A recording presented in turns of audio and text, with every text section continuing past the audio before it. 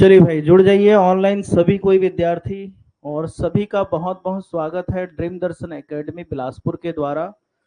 तो हमेशा की तरह एक बार फिर से हम एमसीक्यू के क्लास को लेकर आपके लिए यहाँ पर आए हैं, उपस्थित हुए हैं।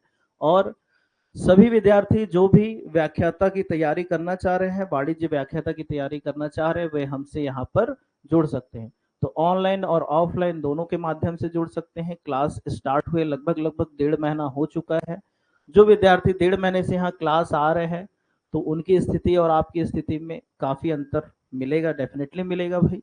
क्योंकि कई चीज वो जो छूट गया था वो चीज उनका रिकॉल हो चुका है, आपका रिकॉल नहीं हुआ है। तो अगर आप फिर से चीजों को अच्छे तरह से समझना चाहते हैं, जानना चाहते हैं, तो बिल्कुल हमारा क्लास ज्वाइन करिए। तो एड्रेस है हमारा बिलासपुर में। कहाँ पर एड्रेस है एक बार फिर बताएंगे? ड्रीम दर्शन एकेडमी बिलासपुर, आपका आत्मानंद स्कूल के सामने है ना, गांधी चौक, गांधी चौक। तो जो विद्यार्थी हमसे ऑनलाइन जुड़ना चाहते हैं उनके लिए भाई प्ले स्टोर में ऐप भी है, दर्शन एजुकेशन ऐप। इस ऐप को डाउनलोड कर सकते हैं और ऑनलाइन क्लास का लाभ उठा सकते हैं। जिनको भी ज़्यादा जानकारी चाहिए और कि भाई क्लास का फीस क्या है, क्लास की टाइमिंग क्या है। जैसे क्लास की टाइमिंग डेली 12 बजे चलती है, 12 से लगभग 2 बजे, कभी 2:30 भी बज जाता है ना, 2:30 भी बज जाता है। ऐसा नहीं कि केवल 2 घंटा, जहां लगता है हमको टॉपिक कंप्लीट करना है तो भाई पूरा लेके चलते है ना। कभी भी ऐसा नहीं कि आधा अधूरा ज्ञान लेके आपको वापस कर दिया जाए। तो जिसको भी ज्यादा जानकारी चाहिए वो इस नंबर, दोनों नंबर पे क्या कर सकते हैं, कॉल कर सकते हैं और जो भी सूचना आपको प्राप्त करना है प्राप्त कर सकते हैं। चलिए तो आज का क्लास स्टार्ट करते हैं। पहला क्वेश्चन सभी के स्क्रीन पे ये रहा है ना। तो कितने लाख का कितने करोड़ का देख लो भाई, पैसा वैसा नहीं है मेरे पास, है ना। चलो तो सभी ऑनलाइन वाले भी जवाब देंगे भाई। चलो पहला क्वेश्चन है, और दिख रहा है ना कि थोड़ा बड़ा करना पड़ेगा स्क्रीन। रुको थोड़ा सा और बड़ा कर देता हूँ, ठीक है इतना। चलिए बताइए, पहला पहला क्वेश्चन का आंसर बताएंगे सभी कोई। क्या लिखा है पहले पढ़ लेते हैं। अनअर्न्ड इनकम क्या लिखा है? कंसिडर्ड एज, जो अनर्जित अनर्जित आय माना जाता है। कौन सा अनर्जित आय क्या माना जाता है भाई? संपत्ति माना जाता है, दायित्व माना जाता है, हानि या पूंजी? कौन बताएगा क्या माना जाता है? अनर्जित संपत्ति माना जाता है। सबसे पहले अनर्जित को बोलते क्या है, इसलिए मैं बोला हूं कि आपको एक से ज्यादा नाम हमेशा याद रहने चाहिए। यहां इंग्लिश में भी इस बार अनअर्न्ड लिख दिया है। अब यहां पर दो शब्द बता रहा हूं, ध्यान रखिएगा आय के संबंध में। एक आपको मालूम था अप्राप्त, क्या बोलते हैं? अप्राप्त। इसी को इंग्लिश में क्या बोलते हैं? अक्रूड बोला जाता है। क्या बोला जाता है? अक्रूड बोला जाता है, अप्राप्त। एक वर्ड होता है क्या चीज? पूर्व प्राप्त। तो इसको क्या बोलते हैं आप?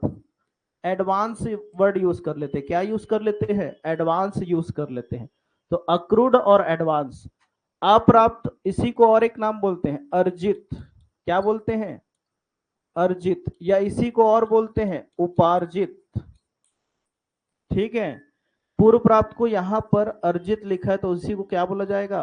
अनर्जित, अनर्जित या अनुपार्जित। तो नाम आपको याद रखना भाई। कई बार एग्जाम में छोटा सा जो पॉइंट है इसी के नाम से आपसे क्या हो जाएगा, गलती हो जाएगा, है ना। तो यहां पर जो इसके लिए एक वर्ड है अनअर्न्ड, और यहां पर अर्जित मतलब अर्न्ड।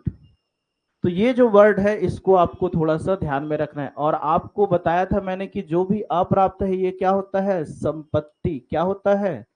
संपत्ति होता है, एसेट्स होता है। तो ये आपका एसेट्स है और ये आपका क्या है? लाइबिलिटी है भाई, लाइबिलिटी है। तो ये एसेट्स या संपत्ति, ये लाइबिलिटी या दायित्व है। क्या बोला जाता है? दायित्व बोला जाता है ना इसको, दायित्व। अरे ये बोर्ड को पता नहीं क्या हो गया, बुखार चढ़ गया लग रहा। चलो तो अभी यहां पर पूछा था क्या चीज? अनअर्न्ड इनकम यानी अनर्जित कमीशन। किसके बारे में बात किया है? अनर्जित आय या कमीशन, जो भी इनकम है। तो ये क्या होगा भाई? अनर्जित किस में आ रहा है? अनुपार्जित क्या है ये? लायबिलिटी। तो ध्यान रखिएगा लायबिलिटी आपका राइट आंसर होगा। इसका राइट आंसर क्या हो जाएगा? लायबिलिटी हो जाएगा आपका। लायबिलिटी को करना है ना, ध्यान रखिएगा लायबिलिटी जो है आपका राइट आंसर यहाँ पर होगा। नाम लिख के रख लो फिर से। अप्राप्त, अर्जित, उपार्जित, तीनों नाम है। और इंग्लिश वाले भी नाम लिख के रख लो भाई, क्योंकि यहीं पर बहुत गलती करोगे। जब भी नाम अगर एक्स्ट्रा ऑर्डिनरी पूछता है तो वहीं पर चीजों में गलतियां होती है। चलिए आते हैं अगले क्वेश्चन पे आते हैं। अगले क्वेश्चन पे आते हैं। तो सेकंड है, देखिए क्या लिख रहा है, पढ़ते हैं।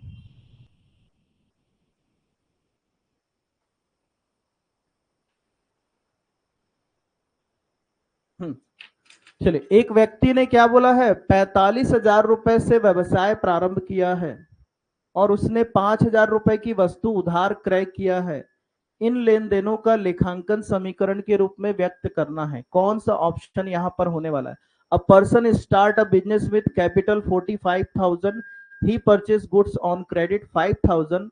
This transaction can be express in, क्या बोल रहा है, अकाउंटिंग इक्वेशन। तो अकाउंटिंग इक्वेशन के रूप में बताना है। चलिए सभी कोई जवाब दीजिएगा, ऑनलाइन वाले भी। सेकंड का क्या आ रहा है भाई? चलो, कई लोगों का कहना है कि सी आएगा, कई लोगों का कहना है बी आएगा। तो इधर क्या बोल रहे हैं, क्या आने वाला है? सी। देखो सबसे पहला बात, अकाउंटिंग इक्वेशन जब आप पढ़ते हैं, अकाउंटिंग इक्वेशन जब आप पढ़ते हैं तो अकाउंटिंग इक्वेशन में क्या होता है, क्या लिखते हैं आप? संपत्तियां बराबर दायित्व, यही होता है। अब दायित्व में एसेट्स इक्वल क्या करते हैं आप? लाइबिलिटीज करते हैं। एसेट्स इक्वल क्या करते हैं? लाइबिलिटीज करते हैं। अब इधर जो भी एसेट्स आएगा इधर जोड़ते जाएंगे और उधर जो भी लाइबिलिटीज बनेंगे उसको जोड़ते जाएंगे। अब क्वेश्चन में देखिए कि 45,000 से बिजनेस स्टार्ट करें।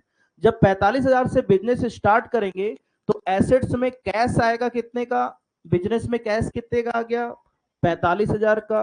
और जितना कैश है वो कैपिटल के रूप में रहेगा, तो कैपिटल भी कितना लिखा जाएगा? 45,000।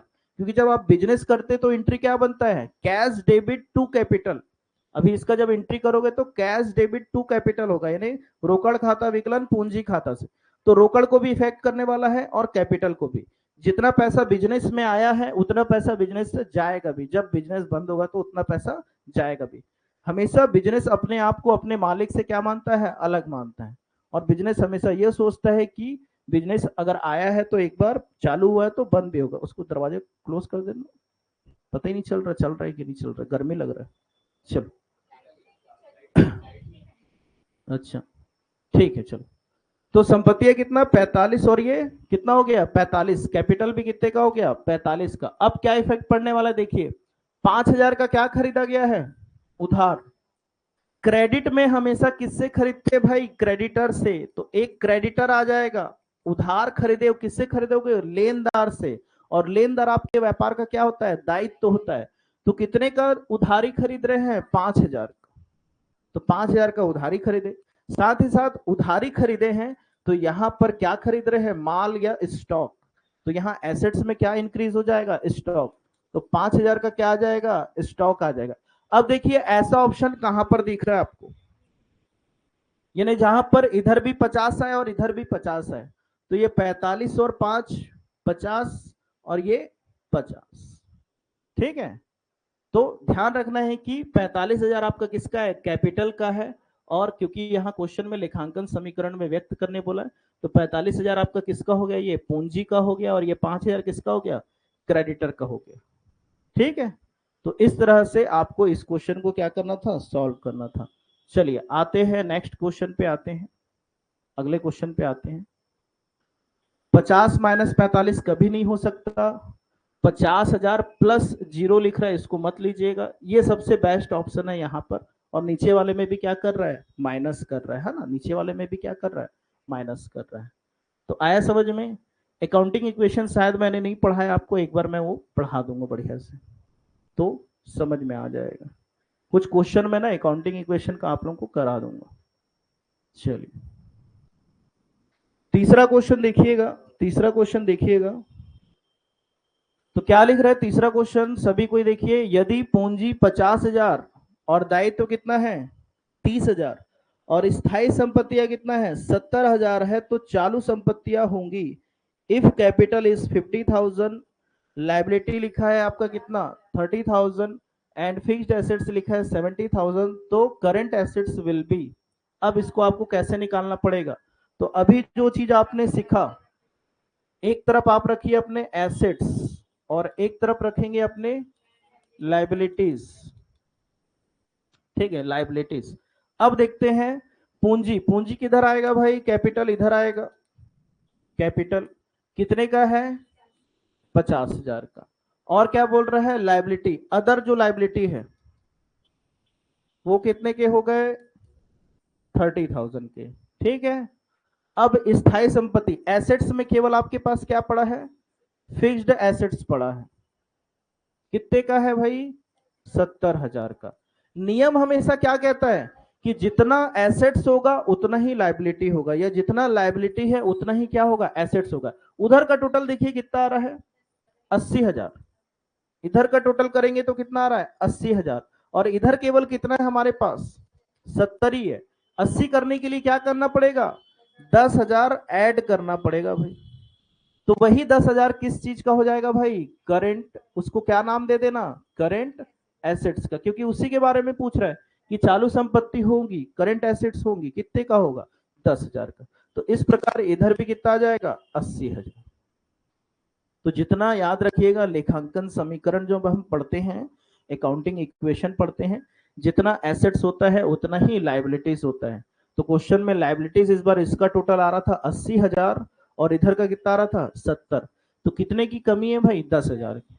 अब उसको किसी का भी नाम दे सकता है, जो भी नाम देगा उसके नाम से आप उस अमाउंट को वहां डिफरेंस अमाउंट को रख दीजिएगा, ठीक है। तीसरे का सी बताए सभी, बढ़िया हीना, बढ़िया हिना है, मोक्षदा, नीरज बढ़िया, और दुर्गा भी बढ़िया।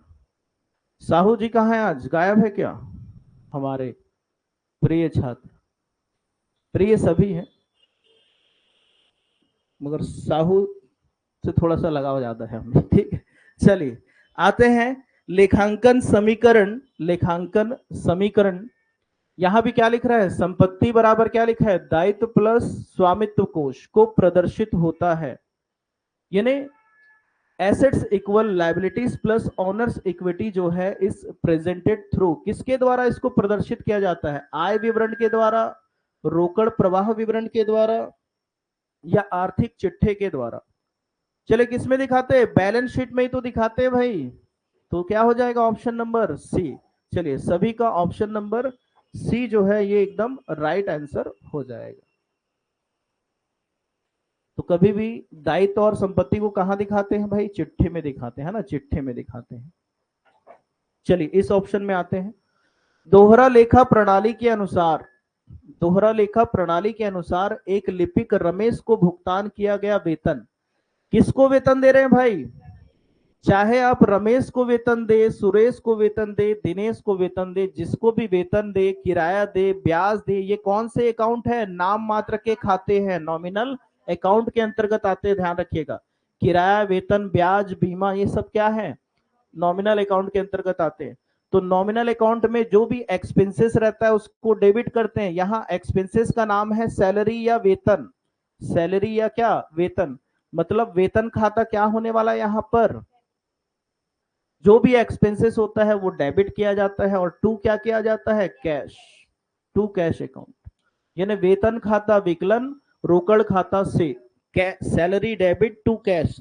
तो सैलरी यहां पर डेबिट होने वाला है। पूछा क्या है क्वेश्चन में कि दोहरा लेखा प्रणाली के अनुसार रमेश को भुगतान किया गया वेतन है, ठीक है। तो वास्तविक लेन देन है, व्यक्तिगत लेन देन है, नाम मात्र का लेन देन है, कौन सा लेन देन है नाम।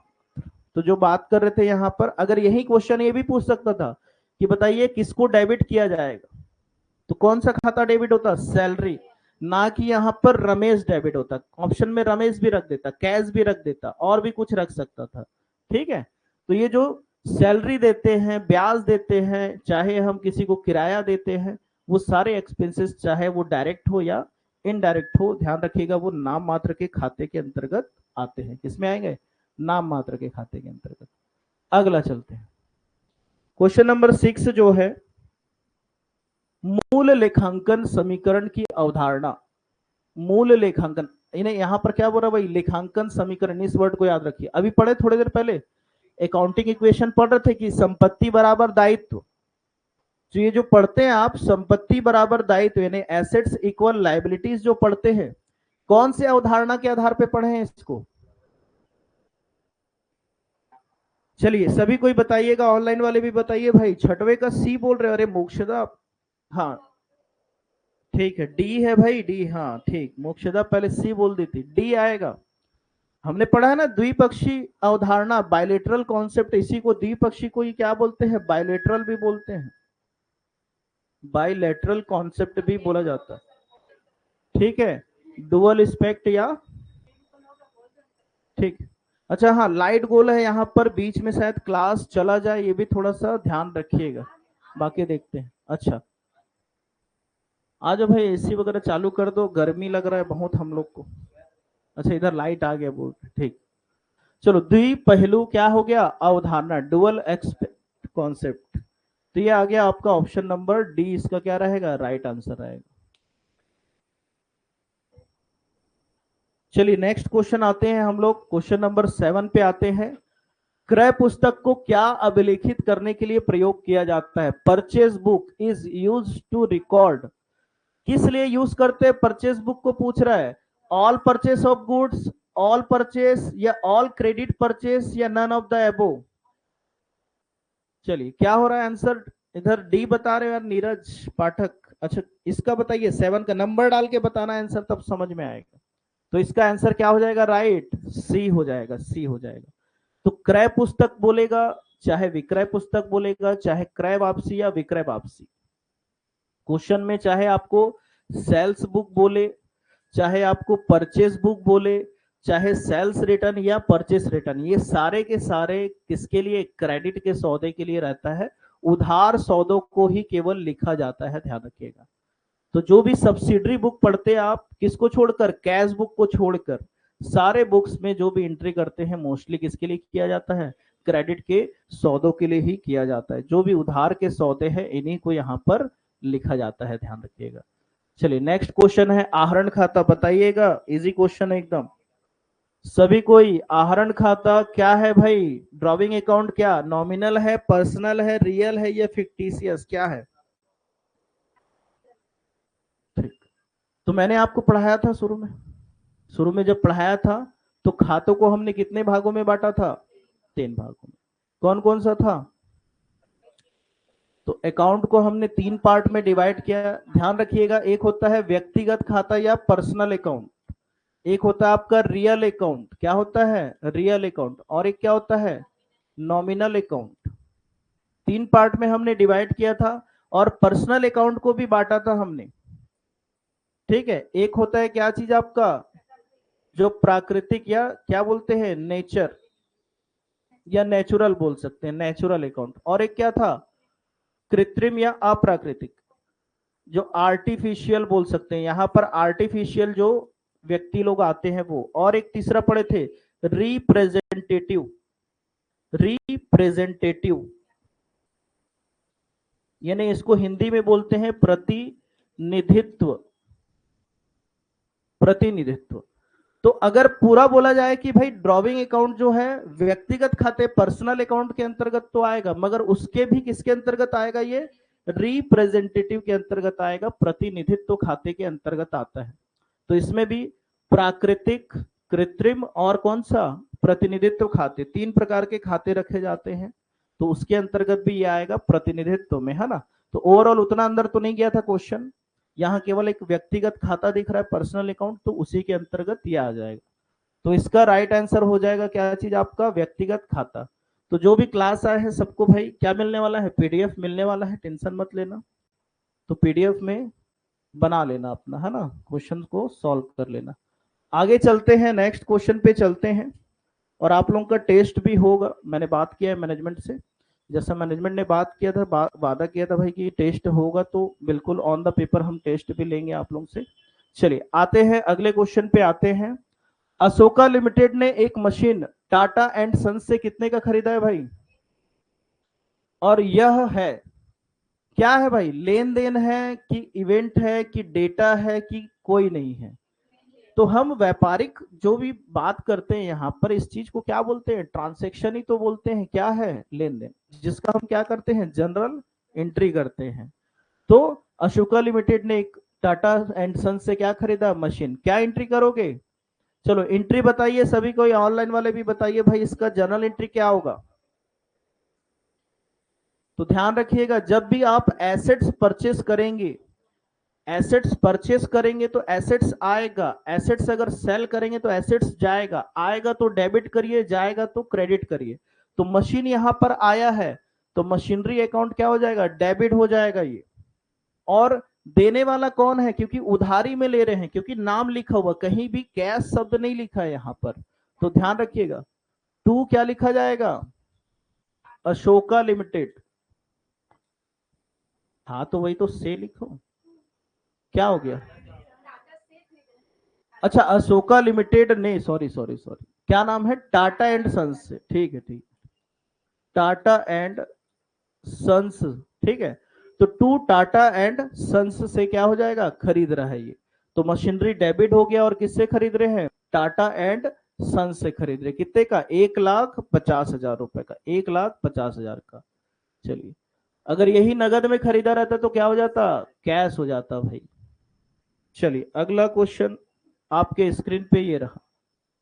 एक संपत्ति कितने का है, 5 लाख का, और 1 लाख रुपए का भुगतान सुपुर्दगी पर कर दिया आपने। जिस समय आप खरीद रहे थे, जैसे मान के चलिए आप बाइक खरीदने गए और बाइक का जो कीमत है वो 5 लाख रुपए का है, आपने शुरू में ही उसको कितना दे दिया डाउन पेमेंट, 1 लाख।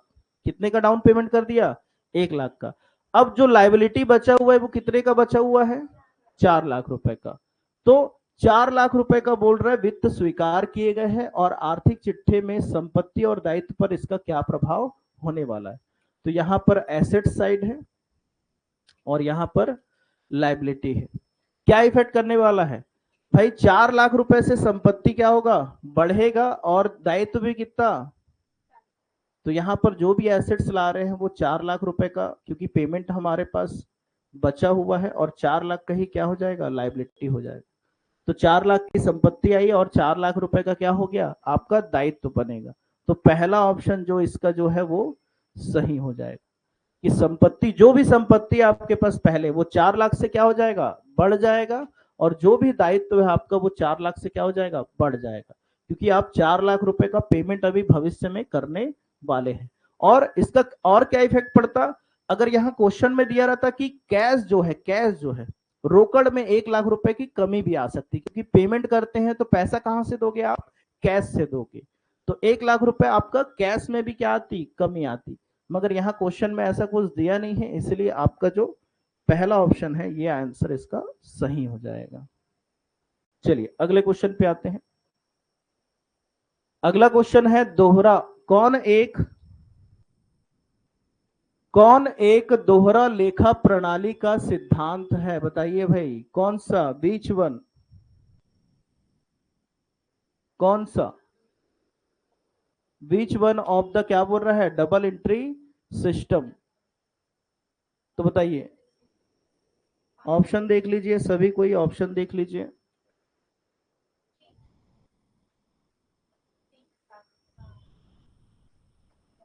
चलो 10वां का क्या, 11वां का क्या बता रहे हैं, ऑनलाइन वाले भी बताइए। सर लोगों के कारण क्यों नहीं दिख रहा है, क्या बोल रही हिना, लोगों के कारण क्यों नहीं दिख रहा है। अच्छा, लोगों के कारण नहीं दिख रहा है, लोगों, अरे मैं नीचे ही तो रख रहा हूं, लोगों ऊपर है। चलो बताइए 11 का क्या आना चाह रहे हैं। अरे ऑप्शन कैसे, यहां पर दोहरा लेखा प्रणाली का सिद्धांत पूछा है ना, डबल एंट्री सिस्टम हम जो पढ़ते हैं, हम लोग क्या क्या पढ़ते हैं, सबसे पहले जो पर्सनल अकाउंट है, पर्सनल अकाउंट जो है ना, पर्सनल अकाउंट जो है, अच्छा इंग्लिश में अगर कुछ, तो रिसीवर को क्या करते हैं भाई, डेबिट, और गिवर को क्या करते हैं, क्रेडिट। क्या ये दिख रहा है क्या कहीं, दिख तो रहा है, रिसीवर इज डेबिट और गिवर, अरे यार ये गलत छाप दिया है भाई, ये गलत छाप दिया, ठीक है, इसको क्रेडिट कर लेना है ना। हिंदी में ठीक है, हिंदी में ठीक है, नामे और जमा, मगर इंग्लिश में थोड़ा सा गलत कर दिया ना।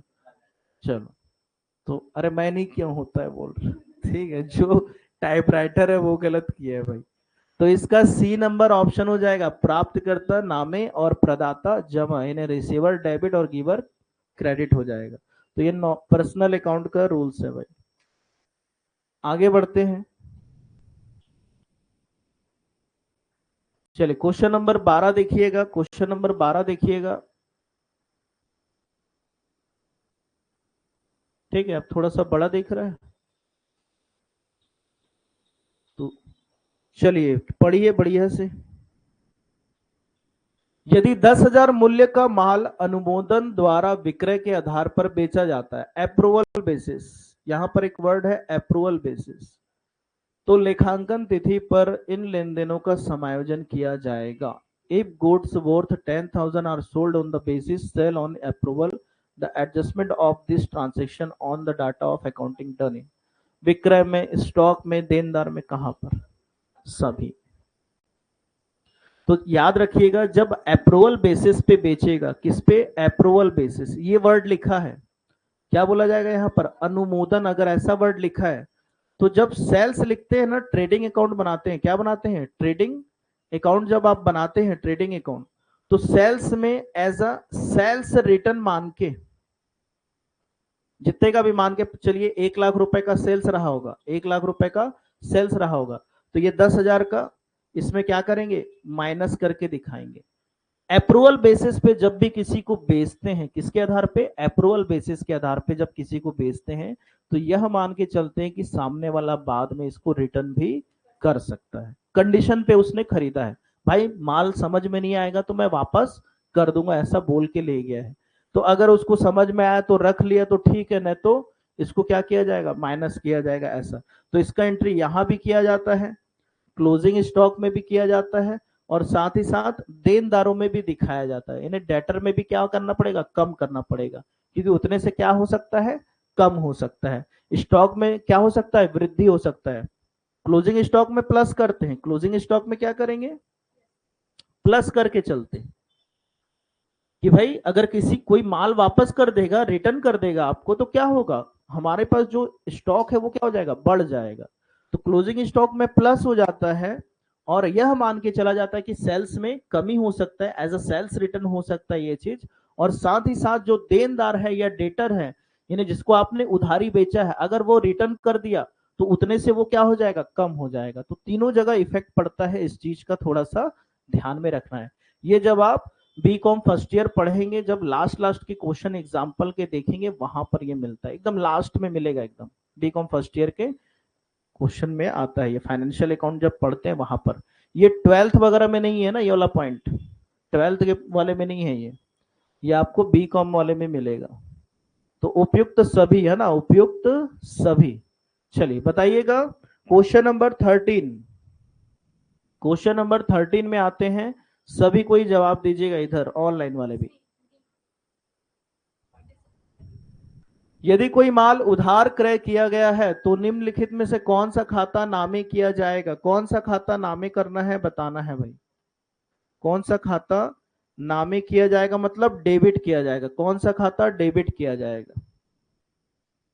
चलो ऑनलाइन वाले भी उत्तर दीजिए भाई, 13 का कौन सा आ रहा है, हीना, किशोर, ठीक, दुर्गा, दुर्गा का सी है, हीना का सी है, किशोर का सी है ना, किशोर डी बोल रहे हैं, पहले किशोर सी बोल रहा था, फिर अभी डी बोल रहा है, नीरज सी। चलो देख लो भाई एक बार ध्यान से क्या बोल रहा है। यदि कोई माल उधार खरीदा गया है तो कौन सा खाता नामे किया जाए, कौन सा डेबिट होगा। अरे उधार खरीदो या नगद खरीदो, परचेस अकाउंट तो हमेशा क्या होता है, डेबिट होगा ना। चाहे नगद खरीदे चाहे उधार खरीदे, क्रय खाता हमेशा विकलन होता है। अगर नगद खरीदेंगे तो पैसा चला जाएगा, टू कैश लिखोगे। अगर किसी व्यक्ति से उधार खरीदोगे तो वहां पर उसका क्रेडिटर का नाम लिख दोगे, जिससे भी उधार खरीद रहे हो। तो मगर परचेस अकाउंट क्या हो रहा है, डेबिट। तो क्रय खाता कहां पर डेबिट है भाई, डी ऑप्शन है ना, जो भी सी वगैरह बोल रहे हैं भाई देख लो, अच्छे से पढ़ाई नहीं कर रहे हो। क्या पूछा गया है, नामे डेबिट किया जाएगा किसको, ये पूछ रहा है। क्रेडिट किसको करेंगे ये नहीं पूछ रहा है भाई, डेबिट क्या होगा ये पूछा गया है। तो जो भी अगर क्रेडिटर वगैरह बोल रहे हैं तो थोड़ा देख लो ध्यान से, है ना, इतना सरल क्वेश्चन को मत गलती करो। चलिए 14 क्वेश्चन देख लीजिए, 14 क्वेश्चन। तो प्रवर्तक द्वारा अपने व्यक्तिगत उपयोग के लिए क्या किया जा रहा है, आहरित नगद को डेबिट किया जाता है। बिक्री खाते में, पूंजी खाते में, आहरण खाते में, बी और सी दोनों बोल रहे हैं। अगर कोई व्यक्तिगत आहरण कर रहा है, cash withdrawal by the proprietor for his personal use, तो क्या एंट्री करते हैं यहां पर, अगर आहरण करता है रोकड़ का तो ड्रॉविंग अकाउंट या आहरण खाता विकलन किया जाता है और टू कैश अकाउंट किया जाता है। सबसे पहले जनरल एंट्री याद रहना चाहिए आपको। देखो मैं इस चीज को पढ़ा चुका हूं इसलिए थोड़ा सा स्पीड बता रहा हूं, है ना, इस चीज को मैं पढ़ा चुका हूं इसलिए स्पीड बता रहा हूं। तो ड्रॉविंग अकाउंट डेबिट होता है, टू कैश होता है जब अगर कोई प्रवर्तक क्या करता है, पर्सनल यूज के लिए कोई अमाउंट निकाल लेता है। तो यहां पूछा है क्वेश्चन में कि डेबिट किसको करेंगे, डेबिट कौन सा होगा, कौन सा अकाउंट डेबिट हो रहा है, तो कहां दिख रहा है, सी में। तो इसका राइट आंसर क्या हो जाएगा, सी। ठीक, किशोर सही है, नीरज, मोक्षदा बढ़िया। आगे आते हैं, आज बहुत लोग गायब है, चित्रा गायब है और कुछ लोग नए लोग जुड़े थे उन लोग भी गायब है। लेखांकन प्रक्रिया में शामिल नहीं होता है, accounting process does not include, है ना, क्या नहीं होता है भाई बताइए, पक्का। तो लेखांकन प्रक्रिया में शामिल नहीं होता है, accounting process does not include, क्या चीज इंक्लूड नहीं होता है। तो हमने जब शुरू में ही पढ़ा था कि लेखांकन का जो परिभाषा हमने पढ़ा था, इसमें सबसे पहले हमने पढ़ा था अभिलेख करना, जो भी सौदों है सौदों का क्या करना, अभिलेख करना, फिर उनका क्या करना, वर्गीकरण करना, और उसका फिर क्या बनाना, सारांश बनाना। सरलीकरण हमने यहाँ पर नहीं पढ़ा है, तो ध्यान रखिएगा, जो सरलीकरण करना या सिंप्लीफाई करना ये लेखांकन का कोई भी कार्य या उद्देश्य नहीं है यहाँ पर, है ना, तो उसमें वर्गीकरण में वो नहीं शामिल होगा। अगला क्वेश्चन, चलिए 15 नंबर का क्वेश्चन देखते हैं सभी को। निम्नलिखित में से कौन सा नाम मात्र का खाता है बताना है। नॉमिनल अकाउंट कौन सा है भाई, अक्रूड है, आउटस्टैंडिंग है, प्रीपेड है और ब्याज है। कौन सा खाता है नॉमिनल अकाउंट, 16 का। मोक्षदा एकदम राइट, किशोर राइट है, हाँ बढ़िया, हीना भी बढ़िया। इधर बाकी लोग क्या बोल रहे हो, इधर लास्ट इंटरेस्ट, ठीक। तो इंटरेस्ट अकाउंट क्या हो जाएगा भाई आपका, नॉमिनल अकाउंट हो जाएगा। ध्यान रखिएगा, जब भी कोई नॉमिनल अकाउंट वाले किसी भी आइटम्स के साथ या कोई भी खाते के साथ, नॉमिनल अकाउंट वाले के साथ अगर अक्रूड लग गया, आउटस्टैंडिंग लग गया, प्रीपेड लग गया, एडवांस लग गया, अर्नड लग गया, अनअर्नड लग गया, ऐसा कोई सा भी वर्ड लगेगा तो ये फिर बन जाता है आपका व्यक्तिगत, क्या बन जाएगा, व्यक्तिगत या पर्सनल अकाउंट बन जाएगा, ध्यान रखिएगा, है ना। ये सारे जो तीनों चीज दिए ये किसके उदाहरण है, पर्सनल अकाउंट। तो जब भी ब्याज के साथ अगर उपार्जित, अनुपार्जित, ऐसा कोई सा भी वर्ड, अदत्त, पूर्वदत्त, इस टाइप का चीज लग रहा है तो ध्यान रखिएगा फिर वो व्यक्तिगत खाते का रूप ले लेता है। किसको रिप्रेजेंट करने लगता है, इंडिविजुअल जो अकाउंट है आपका, पर्सनल अकाउंट, उसको व्यक्त करता है। चलिए नेक्स्ट आते हैं, अगला जो क्वेश्चन है 17। तो वास्तविक डूबी रकम, एक्चुअल में जो पैसा डूब गया, पूर्वानुमान में डूबी रकम और संदिग्ध ऋण के लिए प्रावधान बनाने का आधार है। यानी पैसा डूब जाता है या बाद में डूबेगा, ऐसा चीज के लिए आप अगर रिजर्व करके रखते हैं तो यह कौन से सिद्धांत या कॉन्सेप्ट को बताता है भाई। इसको बहुत बार पढ़ चुके हैं हम लोग सभी, कोई भाई सभी का आंसर एकदम सही आना चाहिए, कोई भी गलत किया बहुत मारे, ठीक है। चलिए सही है, तो 17 का क्या आने वाला है, सी, कन्वेंशन ऑफ क्या है, कंजर्वेटिज्म, है ना। तो रूढ़िवादिता की परंपरा जो है, रूढ़िवादिता की परंपरा क्या बोलती है, रूढ़िवादिता की परंपरा कि लाभ की इच्छा करना छोड़ दीजिए मगर भविष्य के हानि के लिए आपको क्या करना पड़ेगा, रिजर्व करके रखना पड़ेगा, प्रावधान करना पड़ेगा। तो भावी लाभों की इच्छा ना रखें आप, जो भी हानि होने वाली है उसके लिए क्या करके रखे, संचय करके रखे। ये बोलता है रूढ़िवादिता कि जो यहाँ पर सिद्धांत या अवधारणा हम पढ़ते हैं उसके अंतर्गत रूढ़िवादिता, है ना। चलिए नेक्स्ट क्वेश्चन पे आते हैं, अगला क्वेश्चन देखते हैं इसके बाद। नेक्स्ट क्वेश्चन है नाम मात्र का खाता कौन सा नॉमिनल अकाउंट है, बताइएगा। पेटेंट दिख रहा है, अग्रिम दिख रहा है, ये सभी दिख रहा है कि मजदूरी दिख रहा है? चलिए आंसर दीजिए भाई 18 का सभी कोई, ऑनलाइन वाले भी। ठीक, इधर क्लास का तो आंसर आ गया, क्या होगा बेटा? हाँ, ठीक। और कोई इधर? पटेल? अच्छा पटेल पहले बोलो। चलो सभी का आंसर आ गया ए, मजदूरी खाता। पेटेंट आपका क्या है, एसेट्स है। पेटेंट क्या है, एसेट्स है। और एसेट्स वाले चीज को कौन से अकाउंट में ले जाया जाता है, रियल अकाउंट में। ध्यान रखिएगा, जो भी आपके एसेट्स रहते हैं वो कहां जाते हैं, रियल अकाउंट या वास्तविक खाते में जाते हैं, है ना।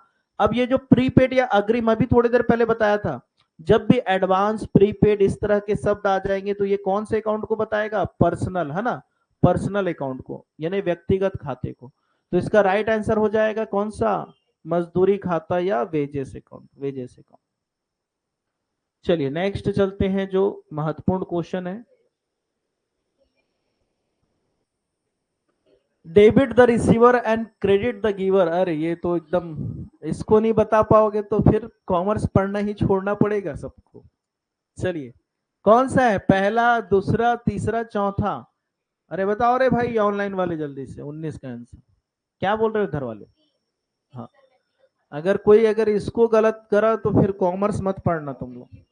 और तुम लोग पढ़े भी हो कि नहीं, फिर नहीं, फिर छोड़ दो, फिर पढ़ना ही छोड़ दो तुम तो, है ना। अगर डेबिट द रिसीवर और क्रेडिट द गिवर करके यही नहीं याद है तो फिर गया। चलिए अगला है GAAP, गैप। ठीक है, तो इसका फुल फॉर्म किसी को पता है क्या? जनरली एक्सेप्टेड क्या है, अकाउंटिंग प्रिंसिपल्स, है ना, जनरली एक्सेप्टेड अकाउंटिंग प्रिंसिपल्स। तो ये किसके संबंध में था? मैंने बताया था आपको, पढ़ा रहा था जब, क्या पढ़ा रहा था, जो लेखांकन क्या पढ़ रहे थे हम लोग, अकाउंटिंग स्टैंडर्ड पढ़ रहे थे, याद है? अकाउंटिंग स्टैंडर्ड्स, जिसको हिंदी में क्या बोलते थे, लेखांकन जो मानक थे, है ना, लेखांकन मानक, अकाउंटिंग स्टैंडर्ड। पूरा 1 से लेकर 32 तक रटवाया था भाई यहाँ पर क्लास में, है ना, सबको याद है? चलो बताओ तो AS10 किससे रिलेटेड है, फिक्स्ड एसेट। AS2 किससे रिलेटेड है, स्टॉक। ठीक, चलो याद है कम से कम। 3 किससे रिलेटेड है, AS3 कैश। चलो याद है लगभग 26। हाँ हाँ हाँ सही तो है, इनटेंजिबल एसेट्स, है ना। तो हमने पूरे 1 से लेकर 32 तक यहाँ पर अकाउंटिंग इक्वेशन सॉरी स्टैंडर्ड्स देखे थे यहाँ पर। तो वहीं पर एक बात आता है GAAP का, जिसको हम बोलते हैं जनरली एक्सेप्टेड अकाउंटिंग प्रिंसिपल। यानी अलग अलग प्रकार से लेखांकन करने की जो नीतियां हैं उसमें एक रूपता लाने के लिए, जो लेखांकन की नीतियां हैं या अकाउंटिंग पॉलिसीज में एक रूपता लाने के लिए, इक्विटी लाने के लिए जो प्रिंसिपल बनाए जाते हैं या सिस्टम बनाए जाते हैं, उन्हीं को हम अकाउंटिंग स्टैंडर्ड के नाम से जानते थे। और इसीलिए जो भी नियम हम स्वीकार करते हैं, जनरली एक्सेप्टेड क्या बोल रहा है, अकाउंटिंग प्रिंसिपल, यानी साधारणतः जिन अकाउंटिंग प्रिंसिपल को हमने क्या कर लिया, अपना लिया है, उसी को यहाँ पर बोला जाता है GAAP। तो यहाँ पर इसका जो आशय है या आवश्यकता है, इसीलिए ग्लोबल ग्लोबल क्या बोला है, हार्मोनाइजेशन इन अकाउंटिंग, यानी लेखांकन में वैश्विक क्या संयोजन, यानी वैश्विक स्तर पर जो भी अलग अलग तरह से अकाउंटिंग करने का जो प्रक्रिया चल रहा है उसमें एक रूपता लाना, यानी हर जगह अकाउंटिंग करने का सिस्टम जो अलग होगा उसको एक जैसा लेके आके रखने का। तो इसीलिए इसका जो सही आंसर है वो हो जाएगा ए, लेखांकन में वैश्विक संयोजन। तो लेखांकन में वैश्विक संयोजन इसका क्या हो जाएगा, राइट आंसर हो जाएगा। अगला पढ़ते हैं क्वेश्चन नंबर 21। चलिए क्वेश्चन नंबर 21 में आते हैं, निम्नलिखित में से कौन सा नाम मात्र खाते के अंतर्गत आता है? तो नॉमिनल अकाउंट में कौन सा आ रहा है देखिए, अब यहां पर थोड़ा सा बताइएगा, हाँ ना, ये क्वेश्चन थोड़ा सा हार्ड है, उतना नहीं। चलो 21 का बताओ आंसर सब। इधर विद्या, सी, चलो सी सी सी सी, एक जन डी है। इधर पटेल जी क्या बोल रहे हो, सी। और इधर भूपेंद्र, इधर आप क्या नाम लिखते हैं, जितेन। क्या होगा जितेन, क्या लग रहा है, नहीं पढ़ा। चलो देखते हैं, समझते हैं। नाम मात्र खाते के रूप में क्या होना चाहिए। अधिकतर लोगों का आंसर जो है सी और डी आया है, केवल एक ही बच्चा बताया है ए, और उसी का आंसर सही है, ठीक है। इसका राइट आंसर हो जाएगा ए। जितने बच्चे सी और डी बता रहे सब पढ़ाई देख लो भाई, क्या कर रहे हो, किस स्थिति में हो, है ना। थोड़ा सा कठिन आ रहा है वहां पर रो दे रहे हो। देखो समझो, बैंक खाता भाई, बैंक ये अभी पढ़े थे हम पर्सनल अकाउंट के अंतर्गत। वो भी कौन सा personal account, artificial, artificial personal account के अंतर्गत आएगा, जिसको मानव के द्वारा बनाया जाता है, बैंक वगैरह जो है। बिल भुगतान, बिल्स पेबल आपका क्या है, अरे भाई बिल्स पेबल रियल अकाउंट में आएगा, कौन से अकाउंट में आने वाला है, बिल्स पेबल आपका दायित्व है, दायित्व है, बिल्स पेबल दायित्व है। और मैंने अभी थोड़ी देर पहले तो बताया था, एडवांस लग जाए, प्रीपेड लग जाए, अक्रूड लग जाए, भाई ये किसको बता रहा है। तो यहां से ये भी पर्सनल, ये भी पर्सनल, ये रियल, तो बच गया कौन, अशोध्य ऋण की वापसी, बैड डेब्ट्स रिकवरी अकाउंट। जब भी पैसा डूब जाता है, हम ऐसा सोचते हैं कि देनदार से पैसा डूब जाएगा, जो भी उधार बेचा है, और अचानक से वो मिल जाता है, तो इसको कहां लिखा जाता है, प्रॉफिट एंड लॉस के क्रेडिट पक्ष में लिखा जाता है। ध्यान रखिएगा, प्रॉफिट एंड लॉस के कहां लिखा जाता है, क्रेडिट पक्ष में। पैसा आपको मिलता है, ऐसा माने रहते हैं कि पैसा डूब गया, मगर डूबा हुआ पैसा अचानक से कोई लाके दे दिया, भाई साहब आपका पैसा बचा था, रख लीजिए, तो हम खुश हो जाते हैं, भाई क्या बात है, पुराना पैसा रिकवर हो गया करके। तो भाई ये प्रॉफिट लॉस में जो भी चीज आता है, प्रॉफिट का चीज, वो क्या चीज होगा, किसको बताएगा, नॉमिनल अकाउंट के रूप में यहां पर जाना जाएगा। कैसे गलती कर रहे हो रमेश, देख रहे हो क्या था एक डायलॉग, विनोद, देख रहे हो विनोद, ऐसी हालत है ना। चलो, तो डेबिट लिखता है सभी व्यय और हानियां, ऑल एक्सपेंसेस को डेबिट करते हैं, सभी को पता है। ऑल गेन्स को क्या करते हैं, क्रेडिट करते हैं। और ये कौन सा नियम है, अभी इसमें गलती नहीं करना रे बाबा, 22 का डी, नॉमिनल अकाउंट का नियम है ये, कि जो भी एक्सपेंसेस है या लॉसेस है डेबिट करिए, जो भी गेन या प्रॉफिट है उसको, इनकम को क्या करिए, क्रेडिट करिए, ठीक है। और रियल अकाउंट का क्या है नियम, रूल्स किसी को पता है, वास्तविक खाते का नियम, कि व्यापार में जो भी वस्तु आएगा डेबिट, व्यापार से जो भी वस्तु जाएगा क्रेडिट। तो कई बार थोड़ा इजी क्वेश्चन भी आपसे, अच्छा चलो एक आ गया फिर से, इसको तो देखते साथ बना दोगे लगता है, इसको देखते साथ बना दोगे, इतना मेरे को कॉन्फिडेंस हो गया। अब जिस जो भी पढ़े हैं ना, इसको इतने बार पढ़ा चुका हूं, इतने बार। भविष्य की हानियों के लिए पर्याप्त प्रावधान रखे, है ना, make sufficient provision for future losses. और लेकिन भविष्य के लाभों का पूर्वानुमान ना करे, but do not anticipate future profit. तो हमेशा ये किसको बोलता है भाई, कहां गया, कंजर्वेटिज्म, है ना, कौन सी, रूढ़िवादिता। इसको बहुत बार पढ़ा दिया हूं मैं। ये क्वेश्चन अगर गलत करके आए तो फिर क्या ही बोले फिर। एक अच्छा ये भी वही है क्या, अरे यार कितने बार डाल दी, वही वही क्वेश्चन। क्या है कि समय का थोड़ा अभाव हो जाता है कि हम देख नहीं पाते हैं। चलो अगला बताइएगा, इसको इंग्लिश में मैं लिख दे रहा हूं, पेमेंट्स टू क्रेडिटर। आपने क्रेडिटर को पेमेंट किया तो इसका क्या इफेक्ट पड़ने वाला है, कि आपके एसेट्स में इंक्रीज होगा, या फिर आपके एसेट्स में डिक्रीज होगा, या फिर आपके जो टोटल लाइबिलिटी है, टोटल लाइबिलिटीज है, लाइबिलिटीज जो है इसमें आपका इंक्रीज होगा, इंक्रीज होगा, या फिर आपका जो लायबिलिटी है, टोटल लायबिलिटी है या एसेट्स जो है इसमें डिक्रीज होगा। तो चलिए बताइएगा क्या होना है ऑप्शन सभी कोई, ऑनलाइन वाले भी। चलो दुर्गा जी है, हेमा बढ़िया, हिना सही है, सही है, किशोर जी सही है, मोक्षदा सही है। इधर क्या बोल रहे हो आप लोग? ठीक, सही।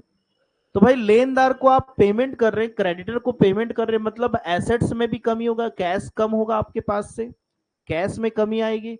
और लेनदार को पेमेंट करेंगे तो क्रेडिटर भी उतने रुपए से क्या होने वाला है, कम होने वाला है। पहले अगर 50,000 का था, 10,000 का पेमेंट करे तो 40 का बचेगा, और कैश भी पहले पास जितना रहा होगा उसमें से 10,000 कम हो जाएगा, तो दोनों में कमी आएगा। आगे बढ़ते हैं। दोहरा लेखा प्रणाली सिद्धांतों को प्रथम बार प्रकाशित करने वाले व्यक्ति, अरे इसको तो मत भूलना भाई, इसको भुला डाला तो लाइव जिंगल आला हो जाएगा। ठीक है, लुकास पेसियोली, देखते साथ आंसर पढ़ना चाहिए, लुकास पेसियोली, है ना, इनको तो भूलना ही नहीं है। दोहरा लेखा प्रणाली के सिद्धांत के जनक जो है, चाहे बही खाता बोल दे पुस्तक पालन, उसके भी उसी को बोला जाएगा। अगला, कौन सा करेंट एसेट्स नहीं है पूछ रहा है, ठीक है, नॉट अ करेंट एसेट्स, यही पूछना चाह रहा है। तो बताइएगा कौन सा चालू संपत्ति नहीं है इसमें, कौन सा करेंट एसेट्स नहीं है। डेटर पहला लिखा है ऑप्शन यहां पर इंग्लिश वाले लोगों के लिए, डेटर। फिर सेकंड लिखा है प्रीपेड एक्सपेंसेस, प्रीपेड एक्सपेंसेस। फिर है आपके पास स्टॉक, और लिखा है परचेस। तो बताइए कौन सा यहां पर, कौन सा यहां पर करेंट एसेट्स नहीं है। चलिए सबका आंसर आ गया, क्या बता रहे हो? सी, अरे कैसे विद्या, पुष्पा मैं तेरे आंसू नहीं पोंछ सकता रे। क्या क्या होगा इधर जितेन? पढ़ाया तो हूं, करेंट एसेट्स कौन कौन से हैं इतना, अरे यार इतना बताने के बाद तुम लोग नहीं बता पा रहे हो। अरे भाई ये कोई आपका एसेट्स है क्या, क्रैक कोई एसेट्स है क्या? अरे इतना सोच रहे हो। डेटर आपका करंट एसेट्स है, प्रीपेड एक्सपेंसेस करंट एसेट्स है, स्टॉक करंट एसेट्स है। पूरा करंट एसेट्स का मैंने आप लोगों को लिखाया कि नहीं लिखा है पहले वाले क्लास में, कि भाई कौन सा करंट एसेट्स है, कौन सा फिक्स्ड एसेट्स है, सब तो लिखा है। करंट लायबिलिटी क्या है, आउटसाइड लायबिलिटी क्या है, सारा चीज आज जाके कॉपी देखना, समझ में आएगा। कॉपी देखिए, कॉपी देखिए, फिर चीजें समझ में आएगी। आप कॉपी वगैरह देख नहीं रहे हो, बस पढ़ते जा रहे हो साहब। चलिए आते हैं, क्रेता की पुस्तकों में संपत्ति की मूल कीमत से संपत्ति खाता डेबिट किया जाता है कुल ब्याज की धनराशि से। अब ये थोड़ा सा क्वेश्चन अटपटा सा है, हालांकि इसको अभी मैंने पढ़ाया नहीं है, बट इसमें ध्यान रखना आपको, एक ब्याज संदेह खाता, interest suspense account, interest suspense account, इसका जो सेकेंड आंसर है वही इन्हें यहां पर आंसर होगा। बोल रहा है कि संपत्ति की मूल कीमत से संपत्ति खाता डेबिट किया जाता है, जितने का संपत्ति आप खरीदोगे उतने से एसेट्स अकाउंट को क्या करते हैं, डेबिट करते हैं, एसेट्स अकाउंट को डेबिट करते हैं। साथ ही साथ इंटरेस्ट सस्पेंस अकाउंट को भी क्या करते हैं, डेबिट किया जाता है, ध्यान रखना। और टू, जिससे भी आप खरीद रहे हैं उसका नाम, या कैश जिसको भी आप पैसा दे रहे हैं। तो जब आप क्या बोलते किराया किस्त पद्धति पढ़ते हैं आप, कौन सा, एक किराया किस्त पद्धति, उसको इंग्लिश में क्या बोलते हैं, हायर परचेस। जब हायर परचेस चैप्टर आप पढ़ते हैं, ये बीकॉम फर्स्ट ईयर में आपको मिलेगा हायर परचेस। जब किराया क्रय पद्धति पढ़ा जाता है तो जो भी संपत्ति आप खरीदते हैं तो उस संपत्ति को डेबिट करते हैं, साथ ही साथ वहां पर एक ब्याज संदेह खाता यानी इंटरेस्ट सस्पेंस अकाउंट भी क्या करते हैं, डेबिट करते हैं। और टू, कैश अकाउंट, या अगर उधारी ला रहे हैं तो जिसका नाम है उसको क्रेडिट करते हैं, ऐसा एंट्री होता है। तो यहाँ पर वही पूछा है कि किसको डेबिट किया जाएगा, तो ध्यान रखिएगा ब्याज संदेह खाता। हालांकि इस चीज को हम लोग पढ़े नहीं है अभी, हालांकि ये हमारे सिलेबस में भी नहीं है फिलहाल, कोई बात नहीं। अगला, नेक्स्ट, तो निम्नलिखित में से कौन एक व्यवसायिक क्रिया नहीं है, ये बहुत बढ़िया क्वेश्चन है। कौन सा बिजनेस एक्टिविटी नहीं है बोल रहा है, कौन सा बिजनेस एक्टिविटी नहीं है। पहला कहता है कि एक व्यक्ति अपना पुराना टीवी बेचकर 500 लाख कमा रहा है, एक बीमा कंपनी की क्रियाएं, एक प्रोविजन स्टोर है, किराना भंडार है उसको चलाना, एक होटल में खाना पकाना और बेचना। कौन सा ऐसा एक्टिविटी है जो बिजनेस का एक्टिविटी नहीं माना जाएगा। तो चलिए 29 का डी नीरज, अरे दुर्गा भी डी, सब एक ही भेड़ चाल चल रहे हैं क्या अरे बाबू। अरे ये एक व्यक्ति अगर आप अपना पुराना टीवी को बेच दोगे तो वहां पर बिजनेस करने के उद्देश्य से कुछ करे हो क्या, नहीं भाई। बिजनेस अगर एक होटल वाला है वो डेली खाना पका रहा है लोगों को खिला रहा है तो भाई वो तो बिजनेस करने बैठा है ना, डी कैसे हो जाएगा। और एक प्रोविजन किराना दुकान वाला है, किराना दुकान चला रहा है तो भाई वो भी उसका बिजनेस ही है। और एक बीमा कंपनी अपनी जो क्रियाएं कर रही है वो भी उनका बिजनेस है। ठीक है, तो ऑप्शन नंबर ए जो है भाई इसका ए। देखो चलो अटक गए यहाँ वाले क्वेश्चन में, ये तो इसको कभी गलती मत करना। तो डेबिट बराबर होता है क्रेडिट के। लेखांकन में कभी कभी सत्य है, कभी कभी गलत है, हमेशा सत्य है, विशेष परिस्थितियों में सत्य है, कौन सा। चलो क्या लिखिए मोक्षदा, बेचना पड़े ही नहीं। अरे ऐसा नहीं है, होटल चला रहे हैं तो वहां सर्विस दे रहे हैं लोग, होटल वाले क्या पैसा नहीं कमा रहे क्या जी, बिजनेस। अच्छा अच्छा, नहीं नहीं वही सर्विस, होटल है मतलब सर्विस प्रोवाइड कर रहा है ना, घर वाला नहीं है। घर वाला वर्ड रहता तो घर में तो अपने लिए बनाओगे खाओगे, होटल मतलब भाई होटल खुला है मतलब क्या वो सर्विस देने के नाम से ही खुला है ना, ऐसे तो नहीं खुलेगा। चलो इसका क्या आ जाएगा, लेखांकन में हमेशा क्या होता है, सत्य। भाई डेबिट हमेशा क्रेडिट के इक्वल रहता है, या जितने एसेट्स है उतने लाइबिलिटी रहते हैं, ये हमेशा सत्य वाला चीज है। इसको वही तो आप पढ़ रहे हो द्विपक्षीय अवधारणा, तभी तो इतना कहानी पढ़ रहे हैं। चलिए तो नेक्स्ट बताइए जल्दी से क्या हो जाएगा। निम्नलिखित में से कौन सा व्यापारिक सौदा नहीं है, फिर से आया कि कौन सा बिजनेस ट्रांजैक्शन नहीं है, तो कौन सा बोल रहे हो, डी। डी बोल रहे हो कि बी बोल रहे हो, तो सभी का आंसर आना चाहिए बी। अपने पुत्र का फीस जमा करे, भाई पर्सनल चीज के लिए आप क्या डी बोल रहा था क्या अरे व्यापार के लिए फर्नीचर खरीदते हैं ना भाई, कर्मचारियों को वेतन देते हैं, माल क्रय करते हैं, अपने पुत्र का फीस पटा रहे हो, ये कोई चीज यहाँ पर बिजनेस के पर्पज से नहीं है, ध्यान रखिएगा। अगला 32, चलो ठीक। तो लेखांकन का मूल सिद्धांत पाने वाला डेबिट तथा देने वाला क्रेडिट लागू होता है। पाने वाला विकलन और देने वाला समाकलन, यानी गिवर और रिसीवर वाला कौन सा खाता भाई, अभी तो पढ़ के आए हो, व्यक्तिगत खाता है ना, कौन सा खाता हो जाएगा, व्यक्तिगत खाता। तो व्यक्तिगत खाता। चलो कौन सा व्यापारिक सौदा नहीं है, फिर से आ गया। अरे अभी तो बनाए थे क्या, लड़के की फीस जमा कर रहे।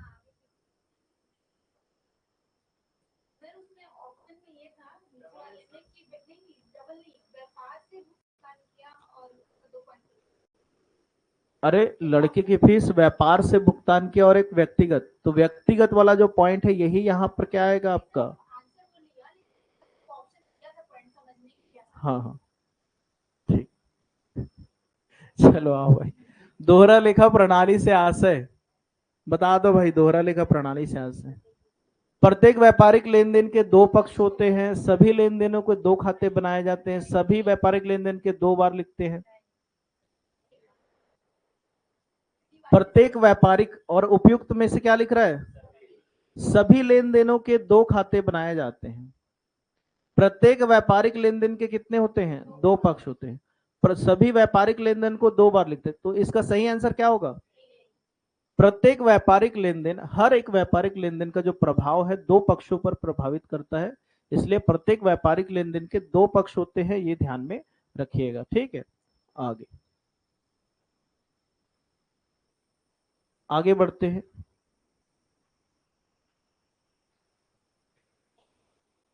एक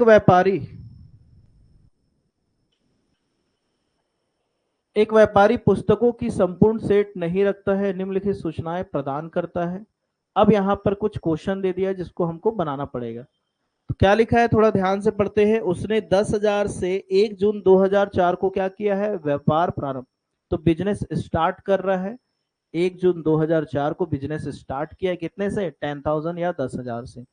गत 6 महीनों के दौरान 500 रुपए प्रति माह की दर से क्या कर रहा है, ड्रॉविंग कर रहा है, आहरण कर रहा है भाई, ड्रॉविंग कर रहा है। कितने का, 500 रुपए का 6 महीने, है ना, तो 3,000 रुपए।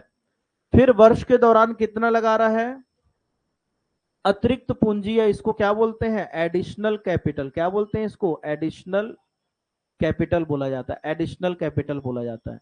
दिसंबर 2004 को उसकी परिसंपत्तियां कितनी थी, तो वर्ष के अंत में आपको पता है कि कितना एसेट्स मेरे पास है, उसके लेनदार उस तिथि को, और अंत में कितने के लेनदार और अदत्वय, अदत्वय मतलब आउटस्टैंडिंग एक्सपेंसेस, कितने के क्रेडिटर थे, लेनदार मतलब क्रेडिटर, और कितने के अदत्वय मतलब आउटस्टैंडिंग एक्सपेंसेस।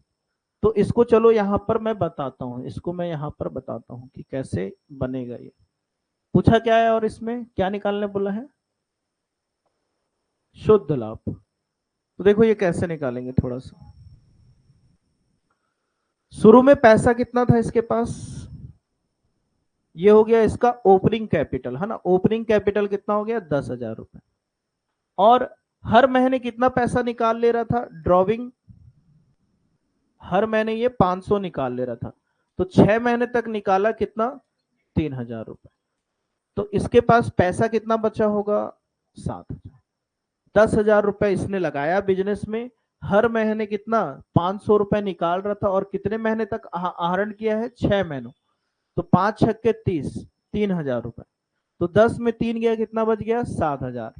अब आगे बढ़ते हैं क्वेश्चन में। आपको पता है कि उसी वर्ष के दौरान और कितना पूंजी लेके आ रहा है, तो एडिशनल कैपिटल जो लाया है ये जुड़ जाएगा, कि 2,000 रुपए बिजनेस में और लगा दिया, मतलब बिजनेस में इसका कितना पैसा भी लगा हुआ है, 9,000 रुपए बिजनेस में लगा हुआ है। अब लास्ट में पता चलता है कि एक जो क्रेडिटर है, लास्ट में ये पता चला कि एक जो क्रेडिटर है और एक आउटस्टैंडिंग एक्सपेंसेस है जिसको पे करना है। तो क्रेडिटर कितने का था, 3,000 का, और आउटस्टैंडिंग कितने का था, 500 का। इस प्रकार टोटल जो है, टोटल जो है वो कितना हो गया, लाइबिलिटीज कितना हो गया, यानी बिजनेस के पॉइंट ऑफ व्यू से क्या है, जो 9,000 जो था क्या कैपिटल था उसका, और ये भी क्या हो गया, उसी में ऐड हो गया। जैसे हम लोग अभी पढ़ाया था ना, मैं लाइबिलिटीज में सब लेते हैं, कैपिटल कितने का हो गया, 9,000 का हो गया, कैपिटल कितने का, 9,000 का, प्लस क्रेडिटर कितने का हो गया, 3,000 का, और प्लस आउटस्टैंडिंग कितने का हो गया, 500 रुपए का। तो ओवरऑल कितना हो गया इधर, 12,500। ये हो गया आपका इधर कैपिटल तरफ, इन्हें लाइबिलिटीज के तरफ। अब आते हैं एसेट्स में, एसेट्स में तो परिसंपत्तियां हमारे पास कितना था, देखो लास्ट डेट में बताया है कितना, 23,700। कितने का एसेट्स, 23,700। तो 23,700 को अगर उधर टोटल ज्यादा आ रहा है 23,700, तो इधर भी कितना आना चाहिए, 23,700।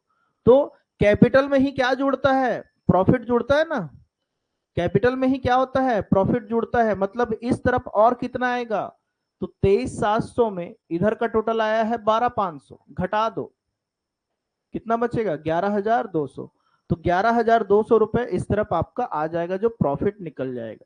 तो इसका सही आंसर हो जाएगा ए, हो जाएगा भाई 11,200 रुपए, 11,200। सिंपल सा चीज था भाई, वैसे ही बनाए हैं और कुछ नहीं करें। कैपिटल कितना बचा था लास्ट में इसके पास, 9,000। क्रेडिटर कितने के थे, 3,000 के, और आउटस्टैंडिंग कितने का था, 500 का। इस हिसाब से इधर का टोटल कितना आ रहा है, 12,500। और क्वेश्चन में बता दिया कि एसेट्स कितने हैं आपके पास, लास्ट में 23,700 के एसेट्स हैं। तो कहने का मतलब जितना एसेट्स है उतना ही लाइबिलिटी होना चाहिए। तो उसमें से हमने घटा दिया अमाउंट, जो बचा वो किसका रहेगा, प्रॉफिट का। तो प्रॉफिट का पैसा कितना निकल गया, 11,200 रुपए निकल गया। ठीक, 35 का ए, बढ़िया। किशोर, नीरज, दुर्गा। तो इस तरह से ये क्वेश्चन भी हमारा यहाँ पर सॉल्व हो गया। चलिए, ज्यादा क्वेश्चन नहीं है, कुछ क्वेश्चन और बचे हैं।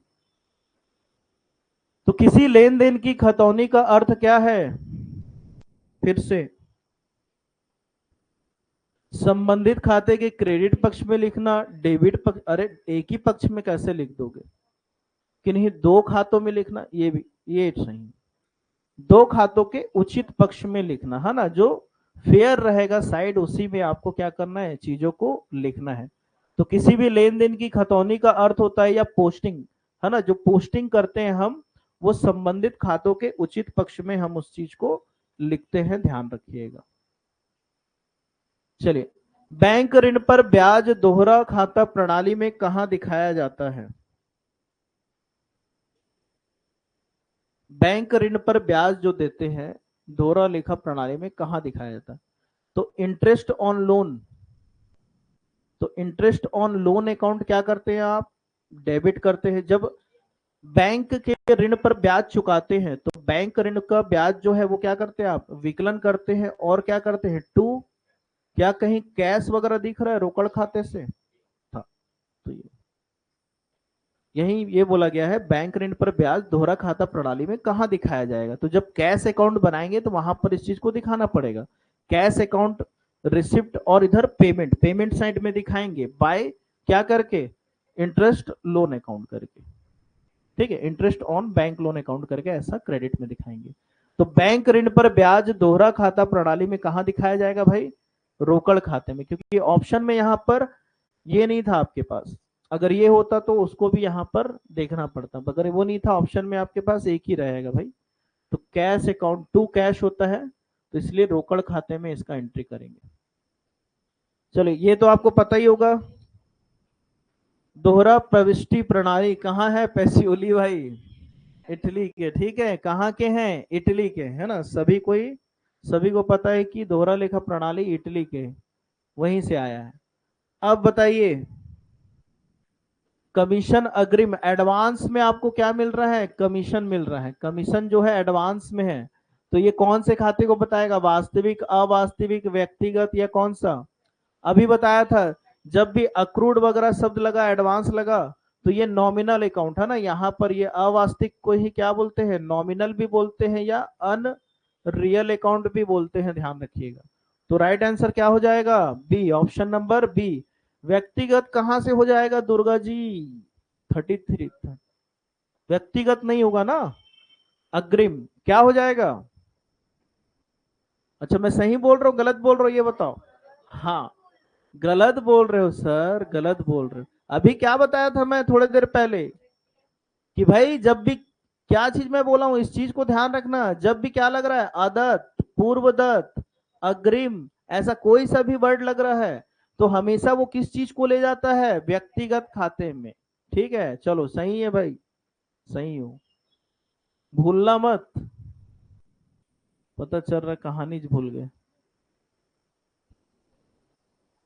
चलिए, तो निम्नलिखित में से कौन सा चालू संपत्तियों में शामिल नहीं किया जाता? फिर से एक आ गया कि करेंट एसेट्स में कौन सा नहीं लिया जाएगा?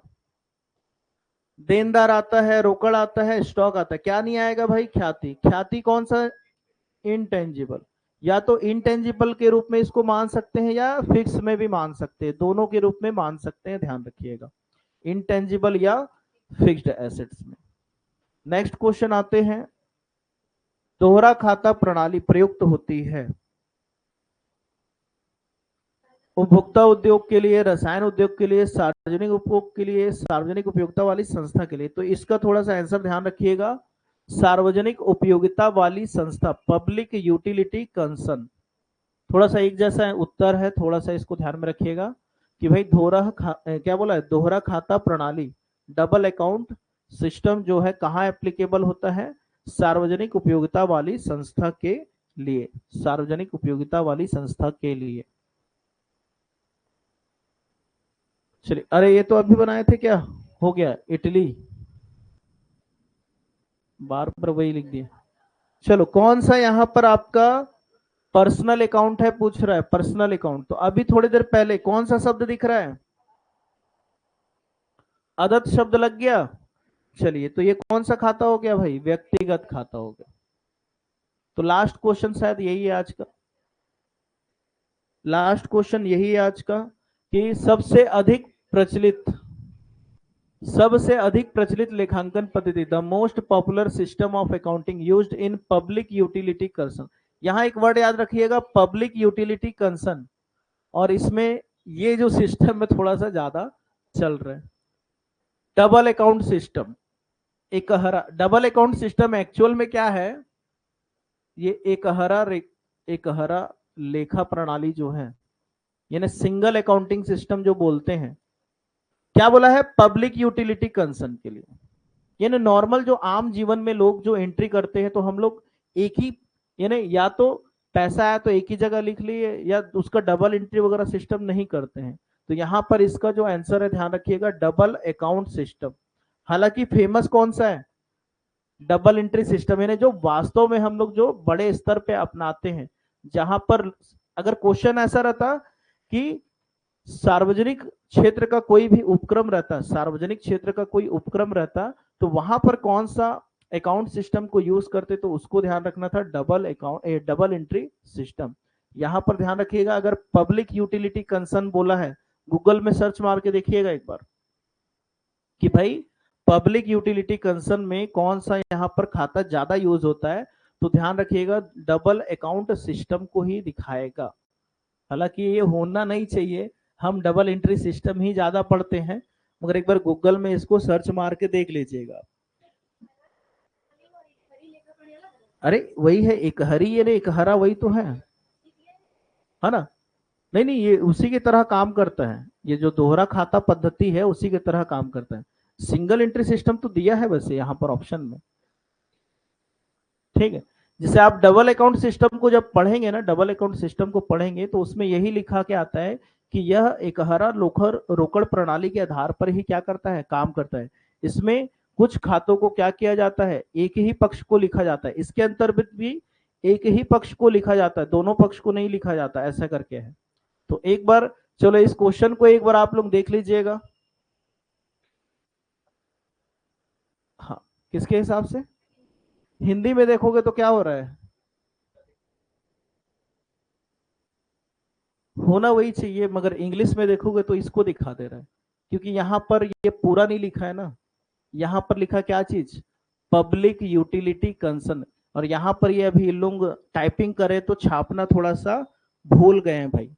सबसे अधिक प्रचलित लेखांकन पद्धति पढ़ोगे तो मैं बोल रहा हूं सही, ये भाई क्या होगा, वो डबल एंट्री सिस्टम ही होगा। मगर यहां पर एक वर्ड लिखा है इंग्लिश में, पब्लिक यूटिलिटी कंसर्न, तो आप इंग्लिश वाले को एक बार सर्च करके देखना, तो उसमें आपको क्या दिखा रहा है, देख लो भाई, सर्च मार लो एक बार, देखो तो, the most popular system of accounting used in public utility concern.